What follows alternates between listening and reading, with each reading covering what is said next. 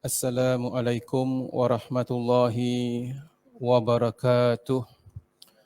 Alhamdulillah, alhamdulillahilladzi hadana li hadza wa ma kunna linahtadiya laula an hadanallah wa asyhadu an la ilaha illallah wahdahu la syarikalah wa asyhadu anna Muhammadan abduhu wa rasuluh. Allahumma salli ala Muhammad wa ala alihi wa ashabihi ajmain. اللهم أرنا الحق حقا وارزقنا اتباعه وأرنا الباطل باطلا وارزقنا اجتنابه اللهم إنا نسألك الهدى والتقى والعفاف والغنى لا إله إلا أنت سبحانك إنا كنا من الظالمين اللهم اجعلنا من التوابين واجعلنا من المتطهرين ربنا زدنا علما نافعا مباركا ولا حول ولا قوة إلا بالله العلي العظيم. Baik, Alhamdulillah hadirin dan hadirat yang dirahmati Allah. Pada pertemuan kita yang lalu, kita telah pun dan masih lagi berbincang mengenai perkara-perkara yang berhubung kait dengan puasa. Dan hari ini insya-Allah kita akan meneruskan perbincangan kita dan insya-Allah kita akan mengupas tentang rukun-rukun puasa. Hadirin dan hadirat yang dirahmati Allah, seperti mana kita mengetahui tentang ibadah-ibadah yang kita lakukan. Sebagai contoh tentang solat, ada perkara-perkara yang kita katakan ianya adalah rukun solat, mesti lakukan. Kalau tak lakukan, nescaya solat kita tak sah. Ada sebahagian perkara yang kita sebutkan sebagai sunat-sunat solat. Kalau solat itu rukunnya mesti wajib laksanakan. Kalau sunat, kalau kita tertinggal, solat kita tetap sah. Tetapi rukun tak boleh kita tinggalkan. Rukun solat berapa perkara? 13 perkara yang telah kita bincangkan. Dalam bab wuduk, ada rukun-rukun wuduk. Kalau kita tak lakukan salah satu daripada rukun tersebut, wuduk kita tak sah. Rukun wuduk berapa perkara? Berapa perkara? 6 perkara. Rukun wuduk ada 6. Apakah dia? Niat, membasuh muka, membasuh tangan sampai siku, menyapu kepala, membasuh kaki sampai kedua buku lali dan tertib. Rukun wuduk ada 6 perkara. Rukun solat ada 13 perkara. Rukun puasa berapa? Rukun puasa berapa? Mudah sahaja, rukun puasa 2 perkara. Apakah rukun puasa? Pertama, niat. Innamal a'malu binniyat. Setiap amalan itu dengan niat. Kedua, meninggalkan semua perkara yang membatalkan puasa. Senang saja. Apakah rukun puasa? Niat. Yang kedua, meninggalkan segala perkara yang membatalkan puasa. Ini perkara-perkara yang kita nak bincangkan hari ini. Tentang niat dan tentang meninggalkan semua perkara-perkara yang membatalkan puasa. Persoalannya, apakah perkara-perkara yang membatalkan puasa? Itulah perkara-perkara yang bakal kita kupaskan insya-Allah. Baik, kita ambil perkara yang kedua. Yakni yang di dalam kitab kita dituliskan perkara yang kedua yang kita sebutkan tadi tentang niat.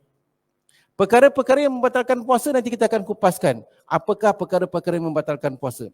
Niat di sini di mana penulis mengatakan di muka surat 435 kita membincangkan dalam daripada kitab Fiqhus Sunnah tulisan Al-Imam Said Sabiq rahimahumullah.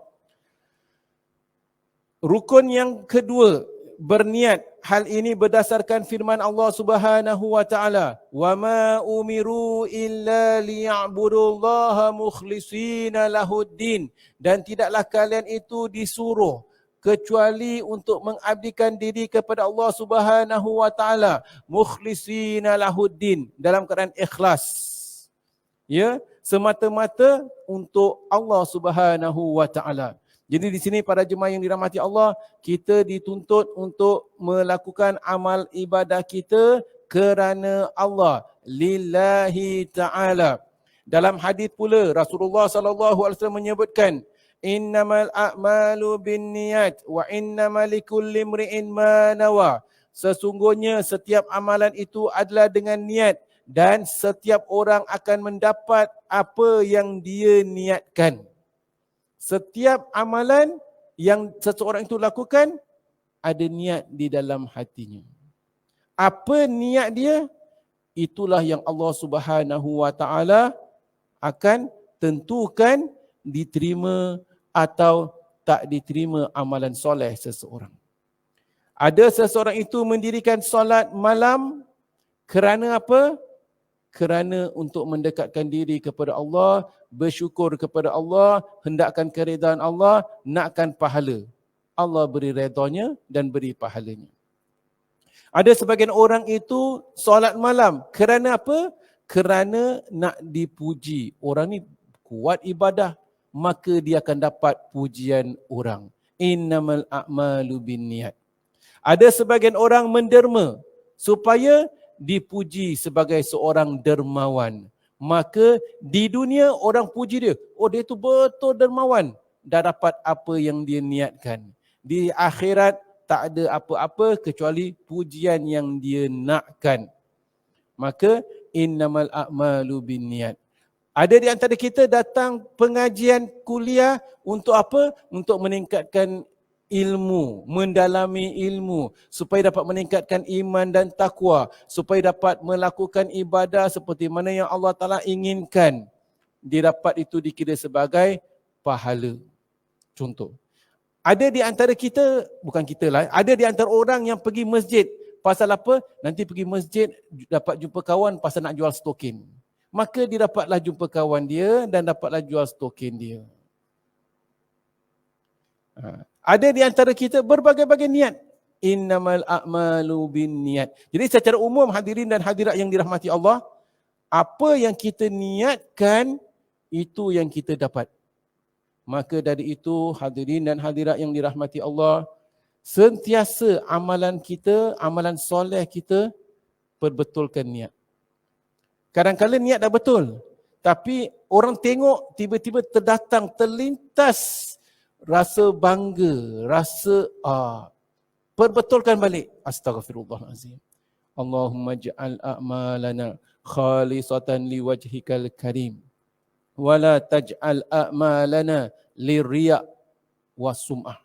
Ya Allah, jadikanlah amal-amal soleh kami ini semata-mata untuk mencari keridaan-Mu. Dan bukan, janganlah kau jadikan amalan soleh kami kerana riya' atau kerana sum'ah, nak orang dengar dan sebagainya.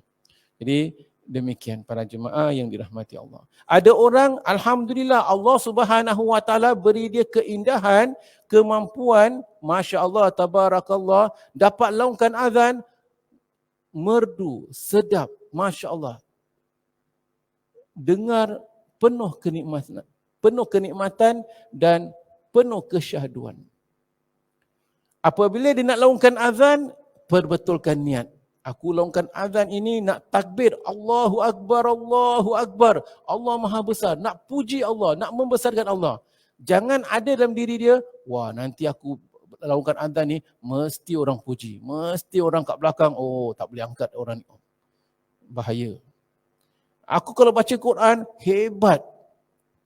Malam ni aku dilantik jadi imam untuk di kampung aku. Baca Al-Quran, imam ni kalau baca solat Qiyamul Lail, orang kat belakang menangis.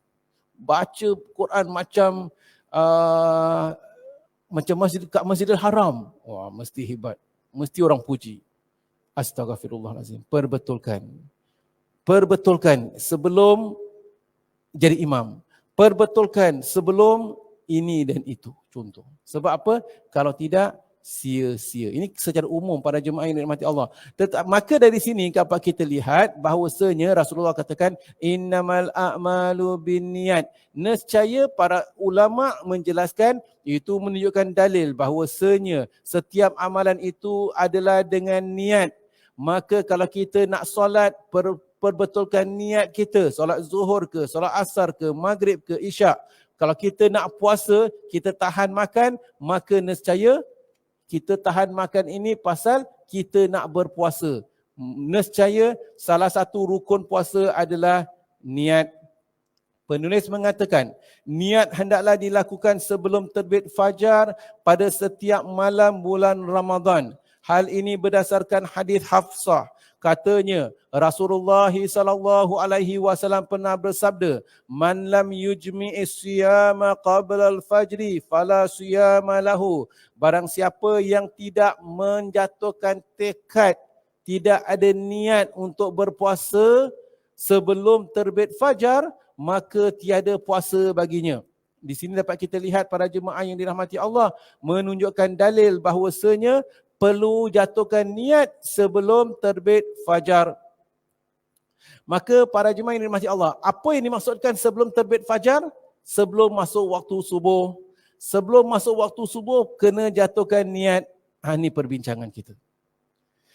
Masalahnya adalah di sana ada perbezaan puasa wajib dengan puasa sunat. Puasa Ramadan dengan puasa sunat Senin Khamis atau puasa-puasa sunat yang lain.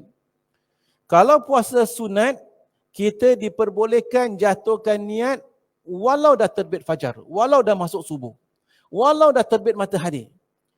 Bangun pagi hari ini tanya, isteri kita, hari ini masak apa? Bang, beras dah habis, lauk semua dah habis. Tak ada makanan, tak apa. Saya puasa hari ini. Masya Allah. Okey, baik. Kita sama-sama berpuasa. Alhamdulillah. Boleh tak? Dah pukul 8 pagi? Boleh. Puasa sunat. Tetapi puasa Ramadan, tak boleh. Puasa Ramadan kita kena jatuhkan niat sebelum terbit fajar. Sebelum masuk waktu subuh, kalau kita nak berpuasa pada hari itu. Jadi para jemaah yang dirahmati Allah, maka dari itu ada berbagai-bagai persoalan dan ada berbagai masalah yang timbul.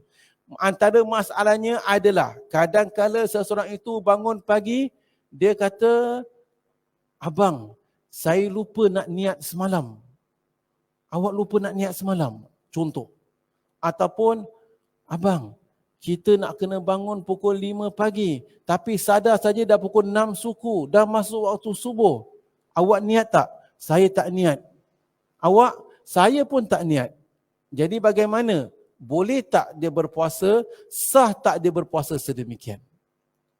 Ini perbincangan kita yang pernah kita kupaskan, tetapi tak mengapa kita ulang kaji kerana kita bincangkan masalah sebegini dan kita perlu memahami sebenarnya dalam perbincangan masalah niat ini dalam bab berpuasa. Jadi memandangkan kerana bimbang ada orang yang tak niat dan sebagainya itu, kadang-kala sebahagian masjid selepas solat tarawih, maka mereka pun mengatakan supaya kita bersama-sama menjatuhkan niat i'taqadu bisyam. Hendaklah kita jatuhkan niat untuk berpuasa esok hari. Nawaitu sauma ghadin an adai fardhi syahri ramadana hadhihi sanati lillahi ta'ala. Waktu saya primary 1, besok nak Ramadan, saya duduk kat datuk saya, "Tok, apa niat?" Dia sebutlah, "Nawaitu," tulis, "Nawaitu sauma ghadin an adai fardhi syahri ramadana hadhihi sanati lillahi ta'ala," dan sebagainya. Pasal nak kena jatuhkan niat. Baik. Dalam masalah ini ada beberapa perkara. Pertama, adakah benar kita kena jatuhkan niat sebelum terbit fajar? Jawapannya benar. Bilakah waktu kita kena jatuhkan niat? Adakah sejurus sebelum masuk waktu subuh? Jawapannya tidak semestinya. Bilakah waktu masa untuk kita jatuhkan niat? Pada malam hari besok nak berpuasa. Bilakah yang dikatakan malam hari? Terbenamnya matahari, masuk waktu maghrib, kita berbuka semalam hari ini punya puasa, itu dah kira malam besok. Contoh, hari ini hari Khamis, besok hari Jumaat. Once masuk maghrib, kita katakan apa? Dah malam Jumaat dah. Jadi malam itu bermula dengan terbenamnya matahari.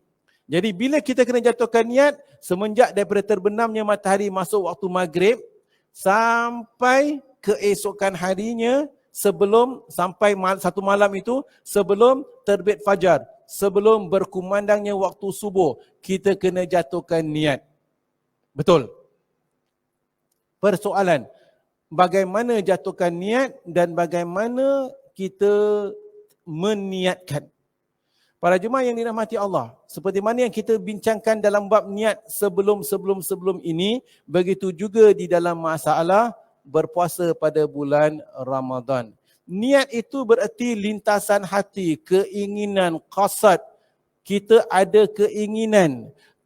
Contoh, antara cara seorang itu niat, yuk kita, bang, kita jatuhkan niat besok nak puasa, ya kita berpuasa besok insya-Allah. Itu berarti dia telah niat. Bang, yuk kita sama-sama ungkapkan, sengaja aku berpuasa esok hari kerana Allah. Sengaja aku berpuasa esok hari kerana Allah.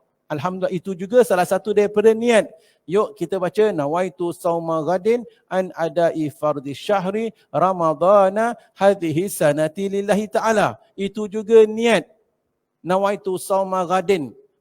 Sengaja aku berpuasa esok hari. Itu dah cukup niat. Tak perlu sauma ghadin an adai fardhi syahri ramadana hadhihi sanati lillahi ta'ala. Itu semua tak perlu. Itu semua adjektif. Sengaja aku berpuasa esok hari. Esok hari pada bulan Ramadan. Ini menjelaskan saja, cerita saja. Besok Ramadan. Tahulah besok Ramadan. Untuk menunaikan fardu berpuasa. Memang untuk berpuasa pada bulan Ramadan, untuk tunaikan berpuasa. Hadhihi sana, pada tahun ini. Pastilah takkan nak puasa tahun depan. Untuk tahun ini, besok saja. Ini menjelaskan. Hadhihi sanati lillahi ta'ala, kerana Allah. Yang ini kalau panjang sangat, kat nawaitu sauma ghadin. Sengaja aku berpuasa esok hari. Cukup. Kalau tak faham bahasa Arab, sebut dalam bahasa Melayu pun cukup.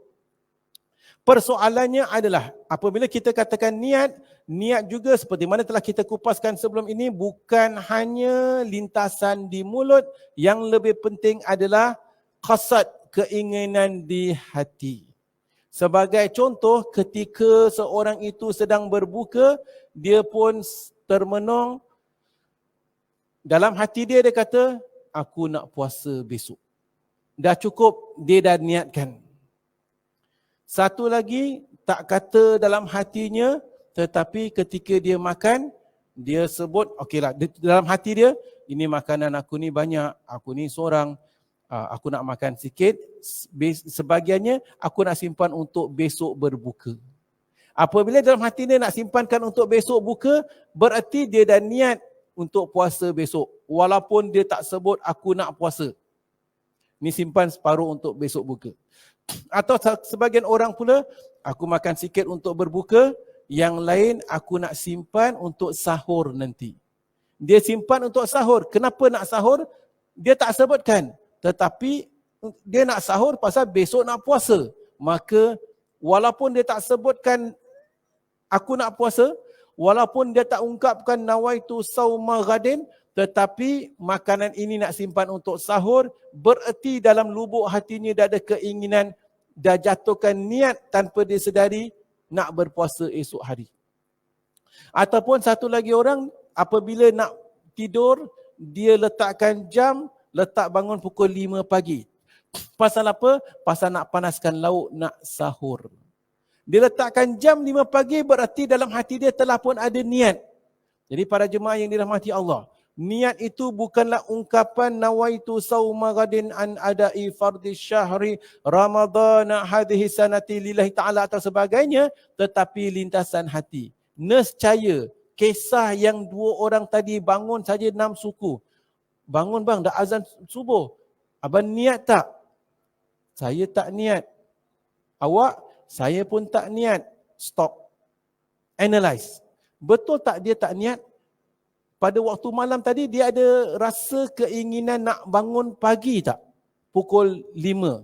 Ada, tapi tak sadar. Apabila awak nak bangun pagi pukul 5 tu untuk apa? Untuk sahur. Kenapa nak sahur? Selalu tak bangun 5 pagi untuk sahur. Pasal kan Ramadan, kan nak puasa. Itu sebenarnya telah niat. Jadi para jemaah yang dirahmati Allah, secara tak langsung setiap orang yang beriman, para ulama menjelaskan, tanpa dia sedari, sebenarnya dia dah ada niat nak berpuasa. Pada bulan Ramadan, secara tak langsung, Alhamdulillah telah datang Ramadan. Hari ini dah hari ketiga dah. Ataupun hari ini dah hari ke-18 dah. Lagi berapa hari? Lagi 12 hari. Contoh. Jadi secara tak langsung niat itu dah memang ada. Setiap orang yang beriman, insya-Allah dia telah pun ada niatnya di dalam hatinya untuk berpuasa pada bulan Ramadan. Kerana sebagai seorang yang beriman, menjadi kewajipan kita berpuasa. Walaupun dia tak tutur kata atau apa jua sekalipun. Jadi masalah niat ini kita perlu memahami. Dan seperti mana saya sebutkan tadi, tak akan ada situasi kita terbangun pukul 6.30, lupa nak niat. No. Awak tadi malam telah pun berniat. Dengan apa juga cara sekalipun. Lintasan, besok nak makan apa? Besok nak sahur apa? Boleh bangun ke tidak pagi ni? Jangan, hopefully jangan terlambat lah. Itu semua dah niat nak puasa besok hari. Walaupun kita tak ungkapkan, nawaitu sauma ghadin. Bahkan, orang yang ucapkan nawaitu sauma ghadin, hakikatnya, kadang-kadang dia tak berniat nak puasa. Tetapi orang yang tak ungkapkan nawaitu sauma ghadin, kadang-kadang selalunya orang yang beriman seperti mana disebutkan tadi, setiap malam telah pun ada niat untuk berpuasa. Alhamdulillah hari ini ketika berbuka telah aku dapat berpuasa dengan sempurna. Alhamdulillah lagi 12 hari. Niat dah ada. Alhamdulillah semoga besok Allah Ta'ala beri kekuatan. Niat dah ada. Semoga Allah Ta'ala terima ibadahku sepanjang 12 hari ini. Moga-moga Allah Ta'ala juga terima ibadahku pada besok-besok dan seterusnya. Niat dah ada. Ini contoh para jemaah. Jadi niat itu bukan ungkapan tertentu yang perlu dilafazkan. Seperti mana saya sebutkan tadi. Ada orang ketika ungkapkan nawaitu sauma ghadin, tak ada niat nak puasa. Selepas tarawih di sebahagian masjid, dia pun berniat beramai-ramai. Ya. I'tiqadu bisyam. Mari kita kononnya kita kat masjid lah. Kita baca. Nawaitu sauma ghadin an adai fardi syahri ramadana hadhihi sanati lillahi ta'ala. Kita ucapkan tak? Kita ucapkan nawaitu. Adakah kita nak puasa besok? Tak. Walaupun mulut ucapkan nawaitu sauma ghadin, hati kita tak nak puasa besok. Pasal besok bukan bulan Ramadan. Habis yang awak ucapkan nawaitu tu pasal apa? Pasal Ustaz Azmi suruh kita ucapkan. Niat apa? Niat bukan untuk puasa tetapi nak cakap saja. Ni cakap aja, baca aja, tak ada niat. Yang Allah Ta'ala lihat niat di hati. Sebab itu di mulut tak pakai.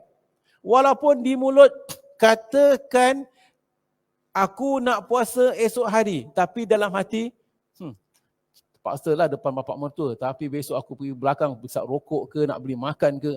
Itu dalam hati. Niat tak pakai. Contoh, niat di mulut kadang-kala tak ada nilai. Yang penting niat di hati. Sebab tu Rasulullah sebutkan tadi hadis, innamal a'malu binniyat wa innamal likulli imri'in ma nawa. Setiap amalan itu dengan niat dan setiap orang dia akan dapat apa yang dia niatkan. Maka para jemaah yang dirahmati, maka bahkan kalau kita lihat sebenarnya lah ya, tak menjadi satu sunnah kat masjid lepas solat tarawih ramai-ramai baca niat sedemikian. Nawaitu, tak ada. Para sahabat tak buat demikian. Pasal para sahabat semua tahu apa tu niat. Niat tak ada ungkapan nawaitu semua. Tak ada. Kalau kita lihat hadis-hadis, tak ada Nabi ajar para sahabat besok nak puasa, baca nawaitu sauma ghadin an ada'i fardhi syahri. Semua tak ada. Kerana niat dalam hati. Para sahabat tak perlu nak terangkan. Tak perlu nak jelaskan. Semua tahu niat itu dalam hati. Ya. Alhamdulillah. Kita sambung perbincangan. Jadi penulis mengatakan di muka surat 436.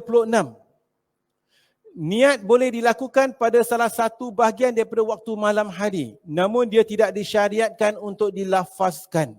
Jadi penulis katakan tak dituntut, tak disyariatkan, tak ada dalam Islam untuk dilafazkan. Kerana dia merupakan pekerjaan hati. Niat ni pekerjaan hati, urusan hati. Dan tidak ada kaitan dengan lisan, tak ada kena-mengena dengan lisan.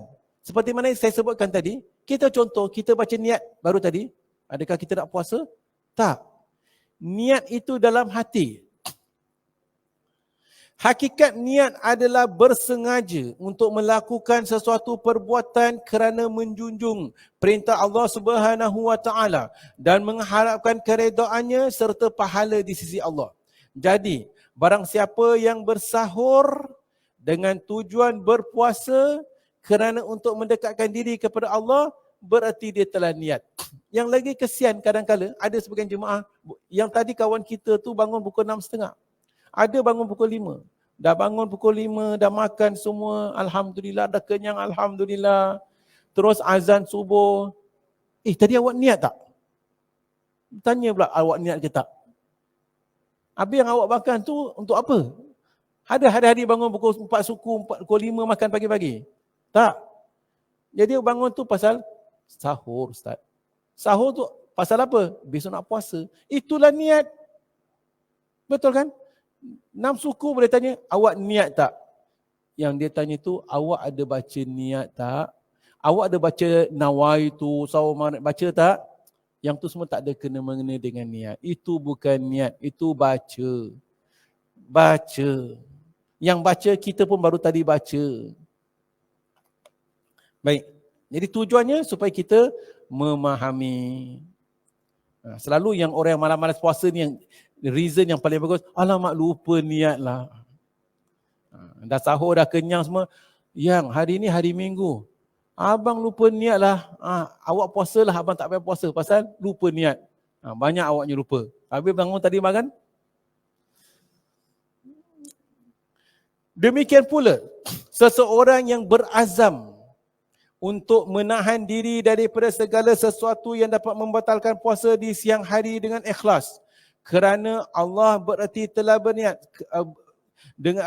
untuk tidak melakukan perkara-perkara yang membatalkan puasa tadi dengan ikhlas kerana Allah. Bererti dia telah berniat. Meskipun dia tak makan sahur. Menurut kebanyakan para fuqaha, niat berpuasa sunat boleh dilakukan di siang hari selagi seseorang itu belum lagi makan dan minum. Ini contoh. Jadi bezakan niat puasa fardu Ramadan dengan niat puasa sunat. Kita dah faham tentang niat. Maka dari itu tak ada lagi alasan, tak ada lagi sebab. Jangan jadi confused. Jadilah orang-orang yang educated, orang-orang yang berilmu. Jangan perkara remeh-temeh lagi, masih lagi dibincangkan perkara ini, tak niat, tak itu, tak ini. Allahul Musta'an. Kerana sikap kita sedemikian, ini masalah. Perkara ini pun kita telah belajar. Baru-baru ni saya tengok ada tempat social media. Ada satu pasangan itu berkahwin. Aku nikahkan dikau Fulan bin Fulan dengan sekian, Fulana binti Fulan dengan mas kahwin sekian. Dia kata, aku terima. Sah tak? Sah. Pasal apa? Alhamdulillah mereka-mereka di Masjid Qasim telah belajar. Aku terima. Sah. Ada sebagian sosial media kata, oh tak sah pernikahan mereka itu. Oh semalaman, sepanjang hayat mereka hidup dalam perzinahan. Hasbunallahu wa ni'mal wakil. Yang dia ini, aku nikahkan dikau Fulana binti Fulan, Fulan bin Fulan dengan Fulana binti Fulan dengan mas kahwin sekian. Aku terima. Terima apa? Terima mangkuk. Terima kirim salam. Terima apa yang awak cakap tadi lah. Apa lagi? Ini perbincangan kita. Konteksnya begitu. Aku terima, sah. Alhamdulillah. Jadilah umat yang bijak. Umat yang memahami ilmu. Jangan umat yang menyusahkan umat. Ketika nikah, sebagian mempelai pengantin lelaki sampai 3 kali ungkapan. 7 kali ungkapan tak sah lagi. Pasal kiri kanan tak sah, tak sah. Ya Allah. Orang kata pengantin tukar baju. Ni pengantin tukar baju. Pasal dah 7 kali dah tak sah dah. Aku terima nikahnya Fulana binti Fulan. Nikahnya tu salah. Tak nya je, tak boleh ada situ nya je. Ya Allah. Saya terima nikah. Tak boleh cakap saya, mesti cakap aku. Pasal Tok Kadi dia cakap aku. Ini berlaku. Saya pernah nampak. Tok Kadi cakap aku nikahkan. Ni Tok Kadi tu bapa mertua. Dia sebut saya lah sebagai hormat. Saya terima nikahnya. Tak boleh. Aku dengan saya, ini bahasa ni orang tak berilmu. Dalam bahasa Arab, ana is ana. I is I. Melayu saja aku, saya, gua. Boleh. Gua terima nikahnya. Baru dia tahu. Contoh. Baik. Jadi perbincangan kita tentang niat, alhamdulillah kita memahami apa yang dimaksudkan di situ.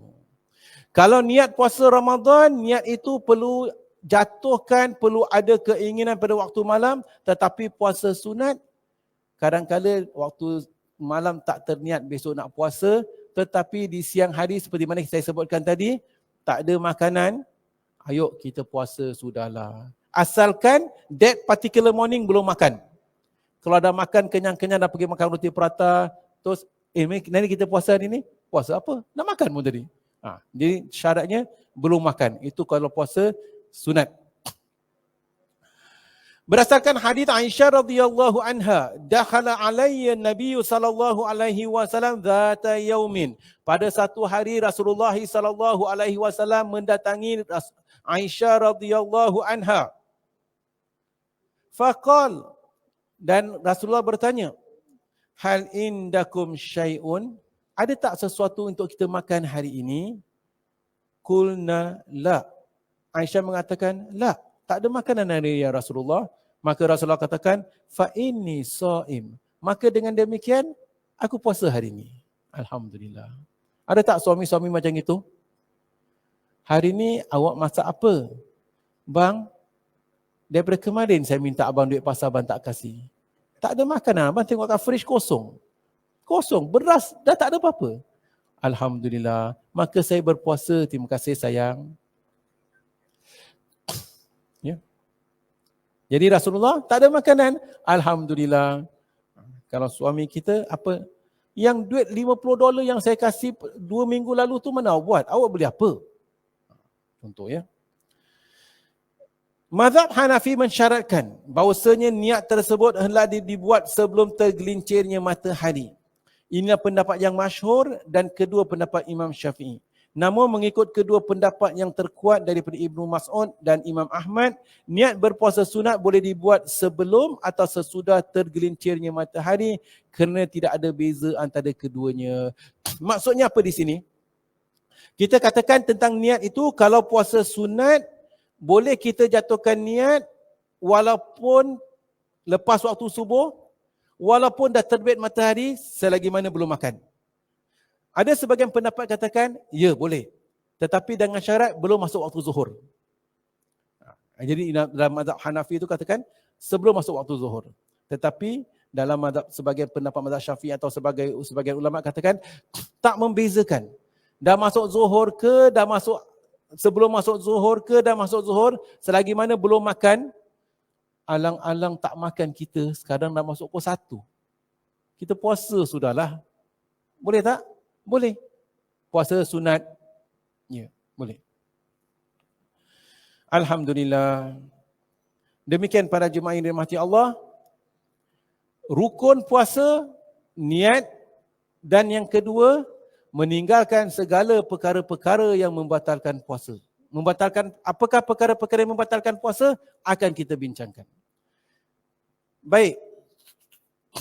Siapakah yang diwajibkan berpuasa? Kita katakan rukun puasa, niat dan meninggalkan semua perkara-perkara yang membatalkan puasa. Siapa yang diwajibkan puasa? Para ulama telah berijma' bahawasanya puasa itu diwajibkan ke atas kullu muslimin balighin aqilin.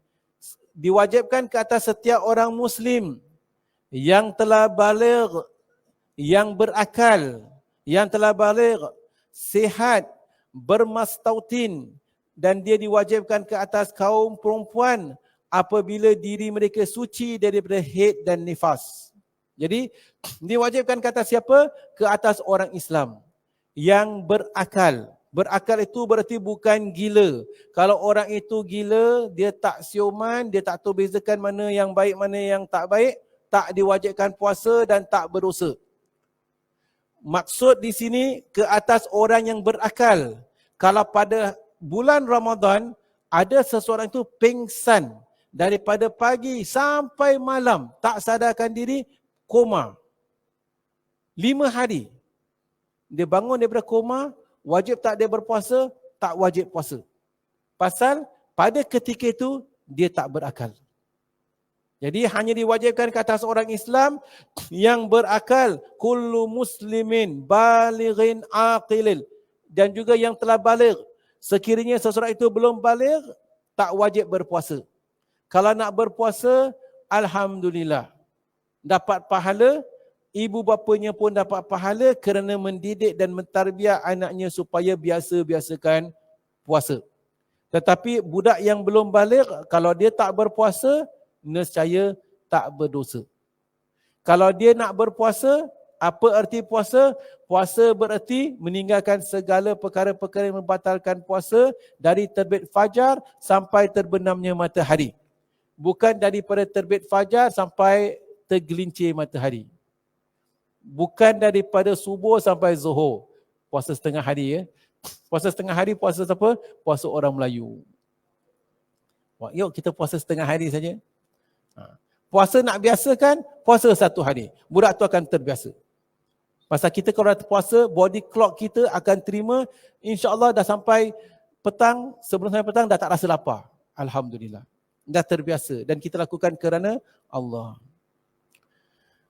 Dan seorang Muslim berakal, baligh, sihat, orang yang sakit diberi kemaafan untuk tak berpuasa. Tetapi orang yang sakit kalau tak berpuasa, dia wajib qada puasa yang dia tinggalkan. Bermastautin, orang itu hendaklah berada dalam negara, bukan musafir. Orang yang mukim. Orang yang bermusafir diberikan keringanan untuk tidak berpuasa. Wa in kuntum marda aw ala safarin. Sekiranya kalian seseorang itu sakit atau bermusafir, fa iddatu min ayyamin ukhar, maka hendaklah dia menggantikan pada hari-hari yang dia tinggalkan. Jadi kalau orang itu sakit atau bermusafir, dia diberi keringanan untuk tidak berpuasa.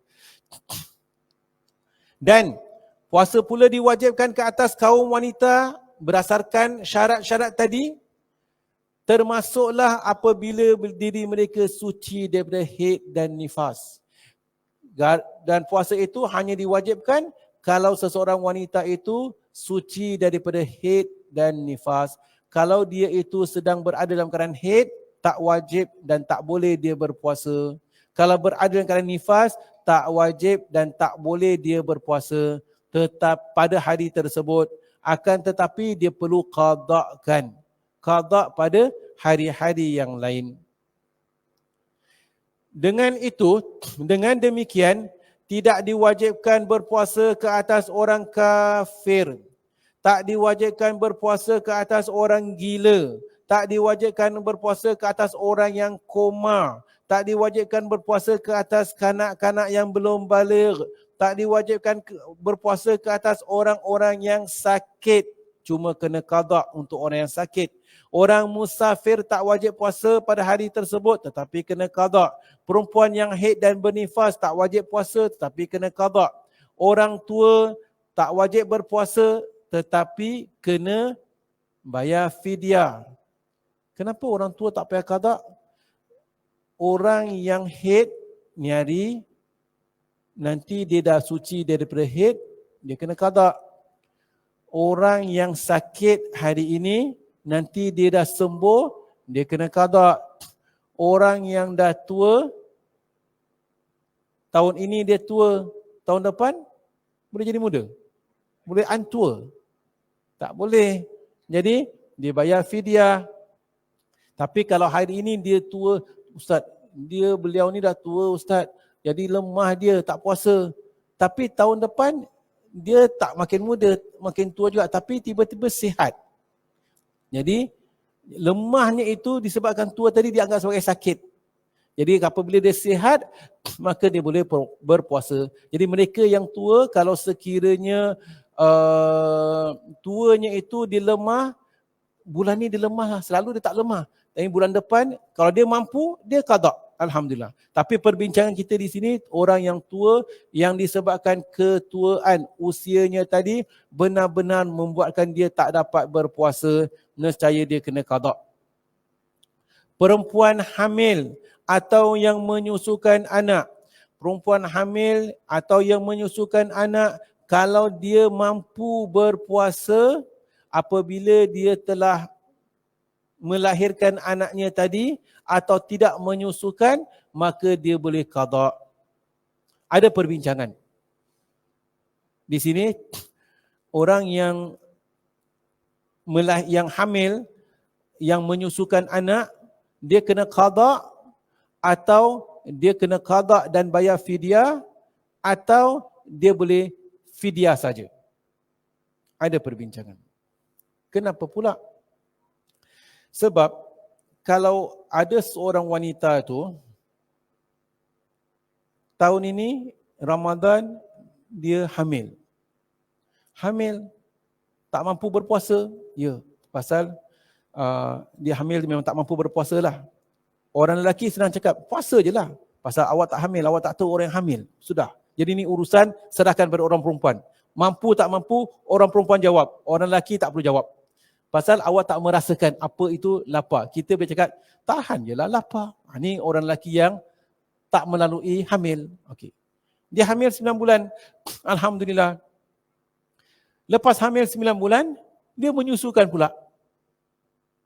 Dia tahun depan Ramadan, tengah menyusukan. Jadi kalau tengah menyusukan, diberi keringanan untuk tak berpuasa. Menyusukan, okeylah. Menyusukan 2 tahun, sampai 2 tahun.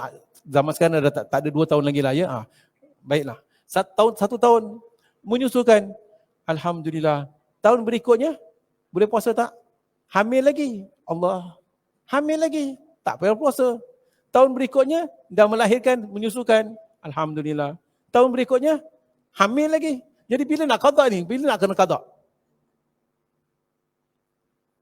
Bila nak qada? Hamil, kemudian menyusukan, hamil, menyusukan. Ini contoh. Jadi untuk golongan ini, ada tak keringanan? Nanti kita kupaskan. Ya. Kerana ada sebahagian kitab katakan, kalau perempuan itu hamil, dia kena tengok, dia tak puasa tu disebabkan apa? Disebabkan takut untuk diri dia ataupun takut untuk anak dia. Kalau dia takut untuk diri dia, nescaya macam mana? Dia kena qada. Tapi kalau dia takut untuk anak dia, kena qada dan kena bayar fidyah. Oh, macam masalah ni saya takut untuk diri saya ke takut untuk anak saya? Diri saya kadang-kadang lapar Ustaz. Pasal menyusukan ni beza. Tapi anak saya pun saya takut tak ada zat, tak ada vitamin. Kita akan kupaskan nanti. Baik. Perempuan yang hamil dan menyusukan dimaafkan untuk tidak berpuasa pada tahun tersebut. Ada di antara mereka yang tidak diwajibkan berpuasa sama sekali. Ada yang wajib tak berpuasa sama sekali. Seperti orang kafir dan orang gila. Ada pula yang diminta supaya walinya menyuruhnya berpuasa. Ada pula yang diwajibkan berbuka dan kemudian mengqadakkannya. Dan ada pula yang diberikan keringanan berbuka tetapi diwajibkan membayar fidyah sahaja. Berikut ini akan kami huraikan setiap seorang daripada mereka yang tak diwajibkan puasa. Baiklah. Yang kita katakan tak diwajibkan puasa ni, siapa yang tak diwajibkan puasa? Dan kalau dia tak diwajibkan puasa, kenapa dia tak diwajibkan puasa? Dan kalau dia tak diwajibkan puasa, kena qada ke tak? Ini kita nak identify. Yang orang gila tu kena qada ke tak? Kalau orang pingsan, kena qada tak? Kena tengok pukul berapa dia pingsan, pukul berapa dia sadar. Kalau dia sadar, dia pingsan, orang mabuk kena qada tak? Dan sebagainya. Baik, pertama sekali. Orang kafir dan orang gila. Penulis mengatakan, puasa merupakan ibadah Islam, ibadah dalam Islam, dan kerananya dia tidak diwajibkan ke atas seseorang yang tidak beragama Islam. Manakala orang gila pula disebabkan dia tidak termasuk mukallaf. Mukallaf itu orang yang dituntut dalam urusan agama. Mukallaf itu orang yang telah baligh, yang diwajibkan ke atasnya, yang diletakkan bebanan hukum ke atas orang mukallaf. Orang belum mukallaf macam orang belum baligh atau orang gila. Sebab akalnya sudah hilang, orang gila ni yang menjadi tempatnya bergantung taklif. Jadi orang gila yang totally gila lah. Dia cakap sendiri, dia buat begitu pasal dia dah tak siuman. Jadi solat dia tak wajib pasal dia dah tak tahu apa dia buat. Dia tak tahu bezakan. Makan, jangan makan, okey. Atau dia makan. Awak kata jangan makan ini. Saya tak makan ini, saya makan prata. Oh. Jangan makan mi, jangan makan prata. Okey. Dia pergi kedai makan nasi. Awak kata jangan, awak tak boleh makan apa-apa sekalipun. Jadi orang gila tak boleh dimaafkan. Maka orang gila tak wajib berpuasa dan tak wajib qada. Pasal terangkat hukum bagi dirinya. Dalilnya adalah hadis. Rasulullah sallallahu alaihi wasallam menyebutkan dalam sebuah hadis, rufi'al qalamu an thalathatin. Apa maksud rufi'al qalamu an thalathatin? Ini qalam. Qalam tu pen. Pen, malaikat akan tulis catat segala amalan. Malaikat raqib dan atid. Apa saja amalan yang awak buat, ditulis. Tetapi pen ini diangkat. Tak ditulis. Tak akan ditulis sebagai dosa, tak akan ditulis. Siapa dia? 3 golongan. Rufi'al qalamu an thalathatin, diangkat qalam, diangkat pena daripada 3 golongan. Anil majnuni hatta yufiq. Daripada seorang majnun, daripada seorang gila sehinggalah dia itu normal. Ataupun dalam riwayat yang lain, anil majnuni hatta ya'qil. Daripada seorang gila sampai dia berakal. Wa anin na'im hatta yastayqidha. Daripada seorang yang tidur sampai dia itu bangun. Wa anis sabi hatta yahtalim. Daripada seorang kanak-kanak sampai dia baligh. Jadi hadis ini hadis umum, bukan pasal puasa. Maksudnya qalam yang ditulis amalan-amalan seseorang, dosa, pahala, kejahatan, dosa dan sebagainya, qalam ini diangkat daripada siapa? Anil majnuni hatta yaqil, berdasarkan riwayat yang lain. Daripada seorang gila sampai dia berakal. Maka selagi mana orang itu gila, apa yang dia buat tak dikira dosa. Dia cakap sorang-sorang, dia maki, tak dikira dosa pasal dia tidak dapat mengawal pemikiran dia. Orang gila. Sampai satu ketika diberi obat atau sebagainya, akhirnya dapat datang kewarasan. Once datang kewarasan, baru diletakkan hukum. Baru pena tertera. Selagi mana dia gila, dia ahli syurga. Orang yang gila tu ahli syurga. Tetapi ni gila-gila yang hakiki. Bukan gila bayang, bukan. Bukan gila talak, bukan. Gila talak tu dia dah ceraikan isteri dia dah 15 kali dah. Lepas tu nak rujuk balik. Ketika dah baik dengan isteri, pukul, bantai isteri. Lepas tu halau isteri, dan besok menyesal. Mana isteri aku sayang pada engkau. Gila talak. Ni contoh. Bukan gila duit, bukan gila harta. Ni semua tetap kena puasa. Yang dikatakan gila tu, yang gila hakiki, hilang akal. Itu pertama. Wa anin naim hatta yastayqidha. Daripada seorang yang tidur sampai dia bangun. Ustaz, orang yang tidur tak wajib puasa ke? Seperti mana saya sebutkan, perbincangan kita bukan perbincangan tentang puasa. Ini tentang hukum. Rufi'al qalam an thalathatin. Qalam diangkat, tak ditulis sebagai dosa daripada 3 golongan. Golongan kedua, seorang yang tidur sampai dia tersadar. Ketika dia tidur, miss solat zuhur. Dia sakit, dia tidur 12.45, belum masuk zuhur. Tidur, bangun pukul 5. Ya Allah, aku belum solat zuhur. Dosa tak? Tak dosa. Pasal dia tertidur. Rufi'al qalam an thalathatin. Dia penat sangat, bangun pukul 7 suku. Habis subuh, ketinggalan, cepat-cepat berwuduk solat. Dosa tak? Dia tertidur. Tak berdosa. Walau miss subuh. Kecuali kenapa awak bangun pukul 7 suku? Pasal tadi malam tengok bola, final. Tidur pukul 4.30. Berdosa dia. Dah tahu nak bangun subuh, tidur 4.30. Macam mana nak bangun pukul 6.30? Contoh. Jadi dia kena ada usaha untuk bangun, tetapi dia tertidur, dimaafkan. Satu lagi sebab atau contoh. Seorang itu sedang tidur. Ketika tidur, tanpa dia sengaja, dia ungkapkan, maaf kata, kata-kata seolah-olah dia menceraikan isterinya. Ya Aminah, ni dia kata, aku ceraikan kau. Aminah, isteri, abang, apa dah berlaku bang? Apa hal? Saya tertidur. Abang cakap tadi, gugur talak tak? Tak gugur talak. Sebab rufi'al qalamu an thalathatin, diangkat pena daripada 3 golongan. Faham? Maka isteri jangan contoh,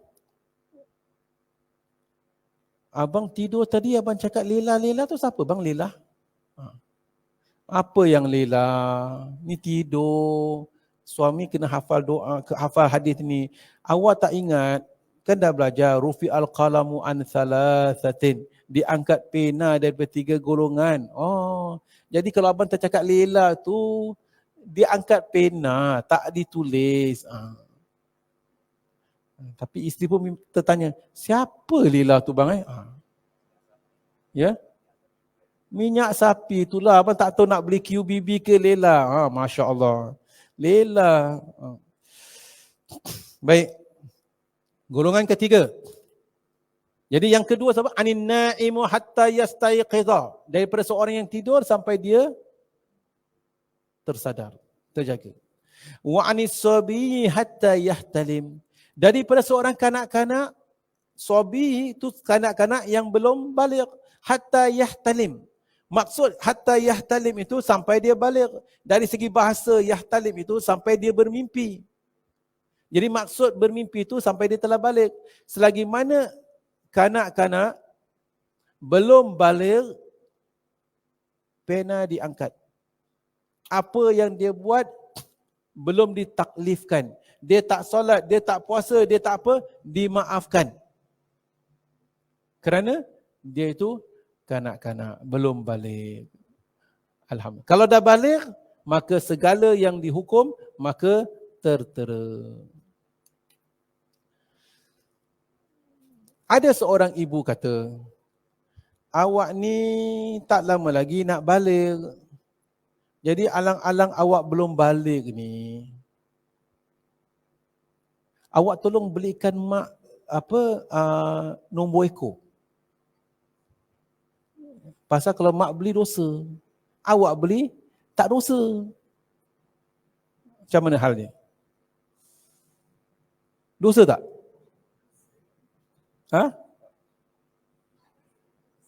Mak dia dosa, anak dia tak dosa. Pasal anak dia rufi'al qalam an thalathatin. Mak dosa. Okeylah kalau gitu, sesuatu yang mak tak dapat kemanfaatan. Awak ni belum balik, memandangkan awak belum balik, nanti dah balik dah dosa. awak nak makan pork ribs ke, nak makan benda yang tak halal ke, pergi makan. Jangan kasi mak tak boleh. Kata judi tu kalau mak tanggung dosa. Ni awak makan sendiri. Besok lusa dah balik, dah berdosa dah. Mak tak boleh, mak dah balik. Awak makan. Budak tu pun makan. Dosa tak?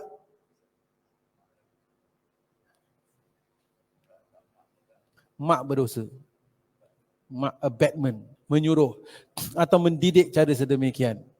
Jadi kalau sebenarnya ibu dan ayah tu perlu beri didikan. Budak kecil tu, awak ni belum balik. Jadi kalau nak keluar rumah pakai skirt pendek-pendek, pakai. Nanti dah balik dah tak boleh pakai skirt pendek-pendek. Turun bawah pakai skirt pendek-pendek. Pakai baju yang dedah sana dedah sini. Dosa tak? Belum balik. Ibu bapa dia berdosa. Kerana ibu bapa dia mendidik, membiasakan. Maka nescaya kalau daripada kecil, ibu bapa dia pakaikan dia pakai pakaian menutup aurat, itu satu didikan. Ibu bapa dia dapat pahala kerana memberikan didikan. Demikian para jemaah yang dirahmati Allah. Alhamdulillah dapat kita memahami. Masalah di sini juga, maka orang kafir dan orang gila tak wajib berpuasa. Perkara ini pernah saya sebutkan dan kita pun dah tahu. Cuma ada di antara kita tak hadir pada perbincangan dulu-dulu tu. Saya nak bertanya, orang kafir wajib puasa ke tidak? Ya? Tak wajib puasa. Kalau orang kafir tak wajib puasa, orang kafir mati masuk neraka ke tak?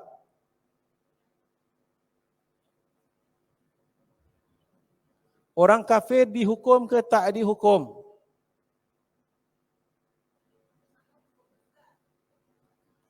Orang kafir kalau tak wajib puasa, dia tak puasa. Kalau dia tak puasa, adakah dia bakal dihukum? Kalau dia tak wajib puasa, nescaya kalau orang yang tak wajib, contohlah orang gila. Orang gila tak wajib puasa. Kalau dia tak wajib puasa, dia tak puasa. Dia kena hukum tak? Tak kena hukum. Pasal tak wajib. Dia dimasukkan ke dalam neraka tak? Tak. Pasal tak wajib. Orang kafir tak wajib puasa. Kalau tak wajib puasa, adakah dia bakal dihukum kerana tak puasa? Kalau tak wajib, macam mana kena hukum? Kalau dia tak wajib, dia tak kena hukum. Dan dia kalau tak kena hukum, dia masuk neraka ke tak?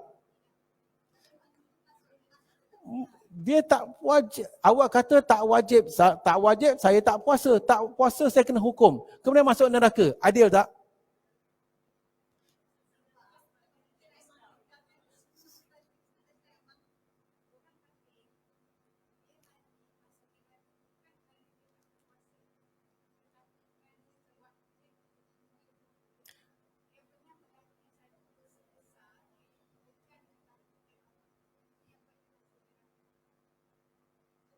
Dalam okey, Masya Allah, tabarakallah. Ini orang-orang yang dah ikuti pengajian saya lah, alhamdulillah. Tapi dalam bab puasa ni, fokus bab puasa. Okey. Orang kafir tanya, saya wajib puasa tak? Tak wajib puasa. Alhamdulillah. Saya tak wajib puasa, saya tak puasa. Memandangkan saya tak puasa, adakah saya bakal dihukum? Saya tak wajib puasa, saya tak puasa. Tak puasa saya kena hukum ke tak hukum pasal tak puasa. Dan memandangkan demikian, saya bakal dimasukkan ke dalam api neraka ke tidak? Orang kafir tanya. Ya pula. Tak konsisten macam itu. Okey, baik. Memandangkan masa, kita tak sempat bincangkan perkara tersebut, akan kita bincangkan masalah itu, insya-Allah. Baiklah para jemaah, memandangkan masa, Puan Ainun kata masuk neraka. Mak dosa, anak tak dosa. Oh, belum balik. Oh, baik, alhamdulillah. Jadi perbincangan orang kafir dia tak wajib puasa. Kalau dia tak wajib puasa, dosa tak? Tak dosa. Tak berdosa, kena hukum tak? Tak kena hukum. Tak kena hukum, masuk neraka tak? Mana boleh masuk neraka kalau tak kena hukum? Jadi macam mana ni? Kita sambung perbincangan pada pertemuan akan datang. Wallahu alam bisawab. Baiklah para jemaah, minwal nantikan sambungan perbincangan itu. Ada di antara kita dah mengetahui pasal kita ini, perbincangan ini kita telah lalui perbincangan tersebut beberapa kali yang lalu juga. Segala yang benar itu daripada Allah Subhanahu wa taala, segala silap dan salah atas kelemahan saya sendiri. Wallahu alam bisawab. Oh sebentar, ada soalan. Lupa saya.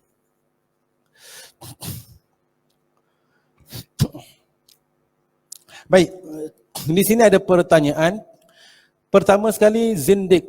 Oh ya, siapakah yang dikatakan zindik? Dalam kitab-kitab fuqaha ada sebutkan tentang golongan orang-orang yang zindik. Orang-orang zindik ini, kalau kita nak sebutkan, dia itu orang-orang yang boleh dikatakan bukan di kalangan orang Islam. Ada sebagian ulama menjelaskan orang-orang yang menafikan kewujudan akhirat, orang-orang yang hanya mengamalkan amalan ikut Al-Quran tapi tinggalkan sunnah ataupun tinggalkan dalil daripada hadis. Tapi secara umum, sebagian ulama menjelaskan orang-orang zindik adalah mereka-mereka yang menzahirkan Islam dan menyembunyikan kekufuran. Secara zahir Islam, munafik.